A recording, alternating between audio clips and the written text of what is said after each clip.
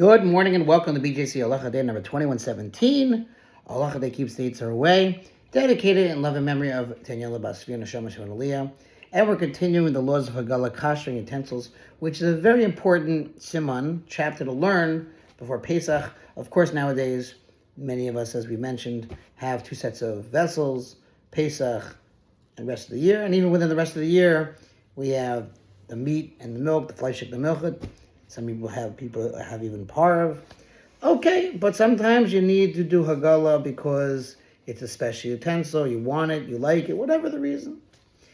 Times are tough financially, whatever the reason, so you can do Hagala. So let's see what we learned today. The sifrim that follow discuss the proper method of Hagala for various utensils. The Kitzur begins with a discussion regarding a case that was commonplace in earlier times, namely a utensil that was repaired with a metal patch. Imagine they put a metal patch in the utensil to fix it. Let's see what he means. A utensil that has a patch, says the footnote, that is, we're talking about on the inside of the utensil. A patch on the outside does not require special treatment unless it is on a ladle or a similar utensil that is put into the food. Right? But in this case, we're talking about a patch inside the utensil.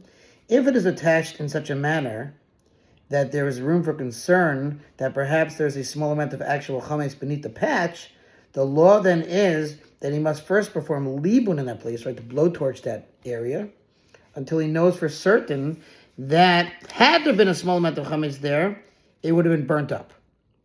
And then afterwards, he has to perform hagala on it. However, if there's no concern that there's any actual chametz there beneath the patch, the law then is that if the patch was made attached to the utensil before they use the utensil for chametz, he may perform hagala on it, as is with the patch. For in the same manner that the pot absorbed the chametz through the patch, it will also expel it through hagala. But if the utensil was first used for chametz, and afterward the patch was put on it, then hagala is not effective for the area on the utensil that is beneath the patch. Rather, additionally, before hagala, one must place coals on the patch in order to perform libun on that place. However, the patch was attached by soldering it with molten tin or silver or the like, one may perform hagala on it as well. For the absorbed chametz was burnt up then at the time of the soldering. All right, let's do a little footnotes here to get a little more clarity. So, going back on the fact that maybe a small amount of chametz got beneath the patch, that is, the patch does not adhere in all places to the utensil, and there are open spaces through which chametz may have entered into the area beneath the patch. That was one.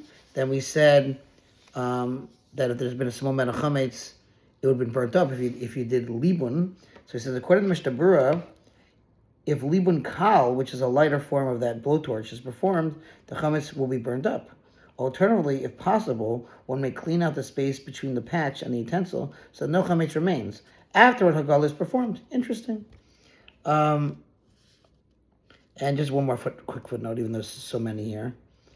So he says here that, however, there's no concern that there's any actual chametz beneath the patch. So he says the patch adheres in its entirety to the utensil. No chametz could have entered into the area beneath the patch. So then that's when we say that the hagala would be fine. You don't have to do the blowtorch as well. All right, thanks for listening to sponsor Future Halacha 36 100 for the gold. Have a wonderful rest of the day. Good Chodesh.